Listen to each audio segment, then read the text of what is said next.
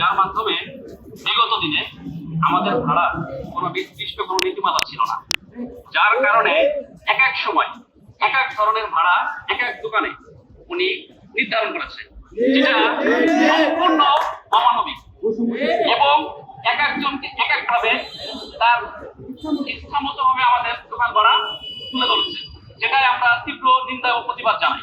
তার সাথে বারবার যোগাযোগ করার পরও সে আমাদের এখন পর্যন্ত কোনো গুরুত্ব দিচ্ছে না। আমার দোকানের ভাড়া ছিল আগে, আপনারা অবগত আছেন, দিনে 15,960 টাকা, যে ভাড়া উনি 35,000 টাকা নির্ধারণ করেছে। এটা কি যৌক্তিক না অযৌক্তিক আপনাদের কাছে মনে হয়? এটা কি আমরা মেনে নিতে পারি? যে ছিল অধিকার, এখন বলে দোকান ছাড়, এটা কি কোনো কথা হতে পারে? আমরা কি দোকান ছেড়ে দিতে মার্কেটে এসেছি? আপনারা কি আমার পাশে আছেন? যদি আমরা দোকান ছেড়ে দিই সবাই একসাথে থাকবো কিনা? যদি থাকি সবাই একসাথে থাকবো।